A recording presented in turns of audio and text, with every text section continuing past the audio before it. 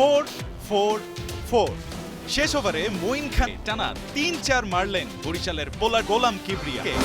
পুরো ম্যাচ জুড়ে বরিশাল ব্যাটারদের দাপট আপনি চাইলে খুঁজে পেতে পারেন শেষ ওভারের এই তাণ্ডবেই।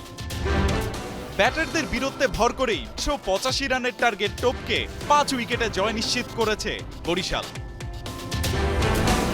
অথচ শেষ 2 ওভারে জিততে বরিশালের দরকার ছিল 27 রান। ক্রিজে তখন ফজলে মাহমুদ রাব্বি আর বল করতে আসলেন শফিকুল ইসলাম। এ ওভারেই 1 ছক্কা 2 চারে 18 রান তোলে বরিশাল। জয় ততক্ষণে চলে এসেছে বরিশালের হাতের নাগালেই। সিলেটে আজ টসে জিতে প্রথমে রাজশাহীকে ব্যাট করতে পাঠায় বরিশাল। তবে রাজশাহীর ব্যাটিং ইনিংস ছিল আজ শান্তময়। শুরুতে এক পাশ আগলে রেখে খেললেও ইনিংস যত গড়িয়েছে ততই যেন খোলস ছেড়ে বেরিয়েছেন এই রাজশাহী স্কিপার। তার 54 বলে 80 রানের ইনিংসে ছিল 4টি ছক্কা আর 5টি চারের মার। শান্তর ব্যাটে ভর করে বরিশালকে 185 রানের টার্গেট দেয় রাজশাহী। বরিশালের মঈন খান এবং মেহেদী হাসান নেন 2টি করে উইকেট। জবাবে ব্যাট করতে নেমে উড়ন্ত সূচনা পায় বরিশাল। 2 ওপেনার আব্দুল মাজিদ এবং ইফতি শুরু করেন রাজশাহীর বোলারদের তুলোধুনো করা।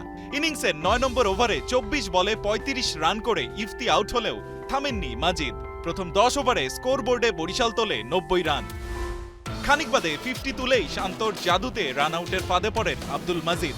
তবে ব্যাটারদের সেন্সিবল ব্যাটিংয়ে শেষমেশ জয়ের বন্দরে পৌঁছে যায় বরিশাল। রায়ান আহমেদ, 71।